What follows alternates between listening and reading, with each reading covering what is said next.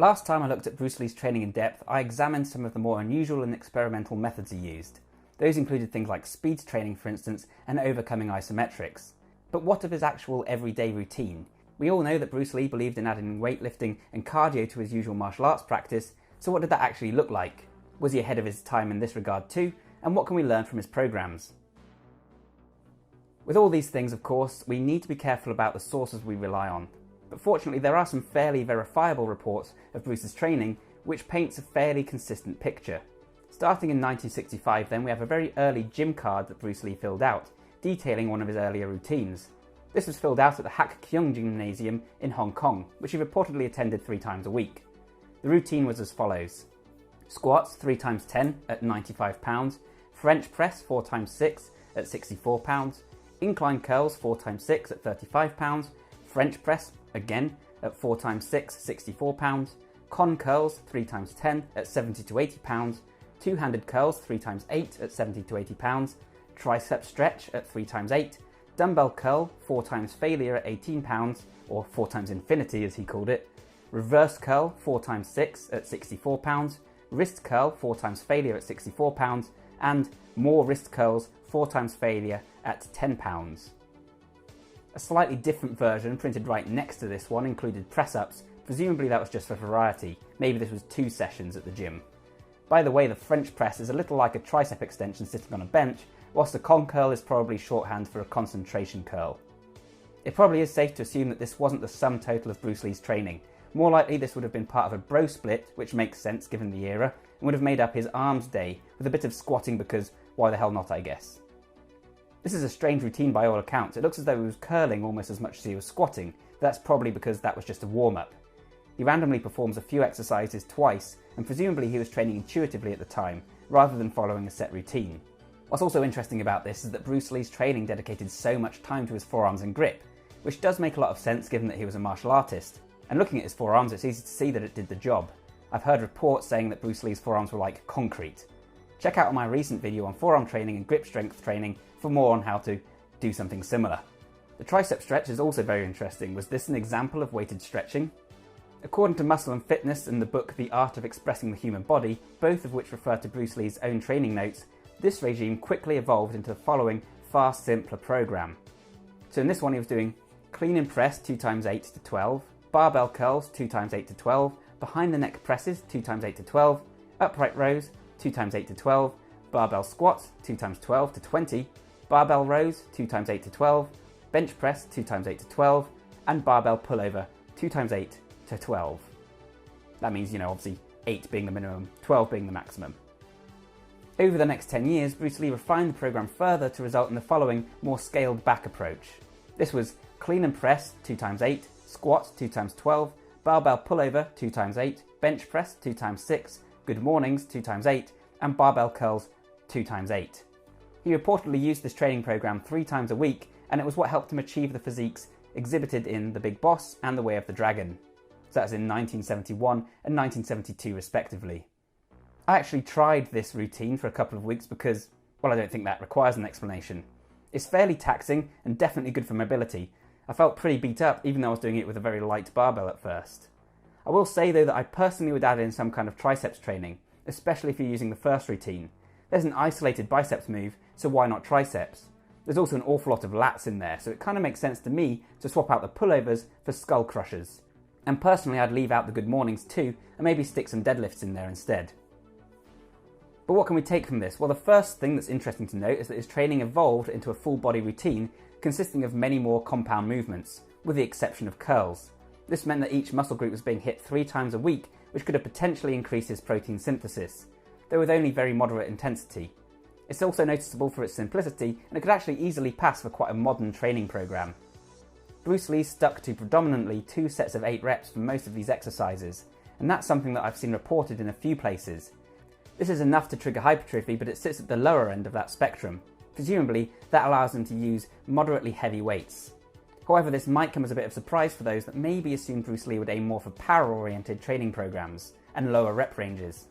Interestingly, he believed that legs required more repetitions than upper body and arms. That's not something you hear a lot these days, though there are more slow twitch muscle fibers in the legs. It's something that people quote often for the calves, so certainly it's an interesting concept. Many noted the apparent sudden improvement in Bruce Lee's physique going into Enter the Dragon, not that he was a slouch before.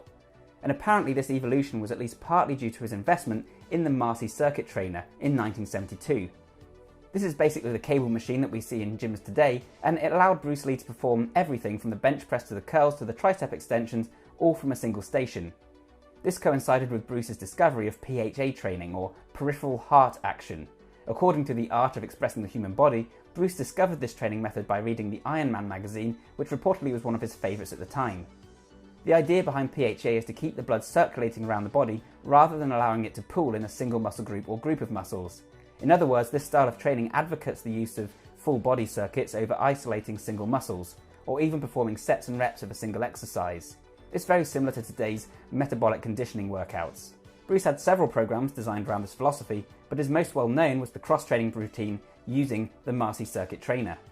This consisted of pull-ups for 30 seconds, seated leg press for 30 seconds, bilateral alternative hip and knee extensions for 30 seconds, shoulder press for 30 seconds, standing calf raises using the shoulder press for 30 seconds with varying feet positions, alternating cable curls for 30 seconds, standing unilateral arm adduction for 30 seconds, bench press for 30 seconds, regular deadlift 30 seconds, kneeling pull down behind the neck 30 seconds, tricep push down 30 seconds, sprint for 1.5 minutes, standing wrist roller for 1 minute, neck flexion and extension for 1 minute. The aim was to use a weight heavy enough that he would reach failure at around 8 to 12 reps, which was his magic range, and he would perform as many reps as he could until failure or until the 30 seconds were up. As with any circuit, there was no rest in between. The movements alternate pretty much between upper and lower body, which makes sense if the aim is to encourage as much blood flow as possible. This would then be combined with more traditional weightlifting regimes, such as the full body routine that we saw earlier. There's definitely some interesting inclusions here again. For instance, it's interesting that he trained his neck with the flexion and extension, which could help him to take more blows to the head. It's interesting that he had a sprint in there randomly before the end, and once again we now see that he's training his forearms specifically. The general idea with something like this though is to unify the resistance training with the cardio training, and this is a great example of resistance cardio, which I really think is a great way to burn calories whilst also toning up. This is the part that I'm the most dubious about though. Hi, by the way. It seems like quite a strange circuit to me. It seems odd to me that you'd use the Marcy cross trainer to do a circuit. Normally this would lend itself better to, say, bodyweight training or dumbbells, etc. A bit of skipping. Also seems odd to me that he does a sprint, so he's like sprinted away from his resistance machine and then sprinted back to it in order to finish off with some wrist curls. So I don't know, I'm not saying it's not accurate, I'm just saying that, again, we need to take these things with a little pinch of salt. I think the author of that book maybe had a tendency to take some of the notes and then make his own assumptions based on that. So yeah, it's likely that he did some kind of circuit, some kind of resistance cardio. Whether or not this is a perfectly accurate representation of that, I'm not so sure. On top of these strength training protocols, Bruce Lee's training also incorporated large amounts of cardio work. Specifically, Bruce Lee ran 3 days a week for a lot of his career, typically travelling 4 miles using a fartlek approach. Stop sniggering, fartlek means that he would alternate his pace just like a modern high-intensity interval training routine. He also skipped a lot, some reports having skipping the other 3 days that he didn't run, meaning that he would have been doing cardio 6 days a week on top of his resistance training. Others suggest that he only did 3 days of cardio. In most likelihood, he did both routines at different points in his training. It has also been widely reported that Bruce trained his abs and core every single day. According to Breaking Muscle, a site I really like, Bruce Lee performed 5 times sets of side bends, 5 sets of leg raises, and 5 sets of sit-ups, each to failure. And, according to several sources, he would have done this every single day. Then, of course, is Bruce Lee's martial arts training. Apparently Bruce would split his training days to focus on lower body strikes and upper body strikes, so he had a kind of bro split for martial arts training.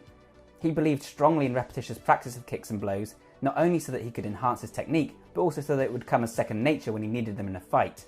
He always said you should practice 1 kick 1,000 times instead of 1,000 kicks once. He also did a lot of shadow boxing and had this to say on the matter. Shadow boxing is a good agility exercise, as well as a method for building up speed. Keep your mind on the job. Imagine that your worst enemy, if you happen to have one, is there in front of you, and go out to give him all you've got. Use your imagination to the utmost. Try to anticipate the moves that your phantom rival will endeavour to put across, and work yourself up into a real fighting frame of mind. So we can see here that Bruce Lee really believed in visualization training, which, as you know if you watch this channel, is something that I also advocate. So this is a huge amount of training. He's now doing not only 3 to 6 days of cardio, he's also doing 3 days at least of weight training, maybe doing a circuit on top of that, and he's training his martial arts most days and doing his abs every single day. That's a really heavy duty program, and it's probably more than most of us are going to be able to fit in around our daily commitments. Remember that Bruce Lee was a professional martial artist and this was his job, and that always makes it much easier to stick to an intense training program.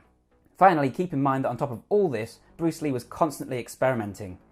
Like I say, I covered his use of overcoming isometrics and speed training before. None of that, you'll notice, was included here. He tried out various different pieces of training equipment, even having some custom built for him. He would apparently hold dumbbells and perform punches, and Linda reports that Bruce Lee would sit in front of the television doing wrist curls even when he was relaxing. The point is that whilst Bruce Lee had a fairly conventional full body routine, it was likely his sheer dedication, inventiveness and commitment that led to his ripped and powerful physique, as well as his incredible physical performance. Bruce Lee's training was far more than the sum of its parts. But if you're interested in a starting point to get a physique a little bit like Bruce Lee's, then taking on one of those full body routines and adding in some cardio, with martial arts practice of course, would be a fairly good place to start. So thanks a ton for watching, guys. I hope you found this video useful and interesting. If you did, then please leave a like, please comment and subscribe. All those things help me out massively. In future, I'll be returning to Bruce Lee again. I want to analyse exactly how strong he really was in real life. There's a lot of myth and a lot of hearsay, so I want to see what is actually proven and what we can garner about his actual real-world performance rather than what's just legend. You begin to exceed your limits. What limits? I'll also be covering many more topics in the future, of course, on bodybuilding, fitness, strength training, productivity, flow states, psychology, nootropics, brain training, martial arts, technology, all that usual good stuff. So if that sounds good, then thanks a ton for watching, and I'll see you next time. Bye for now.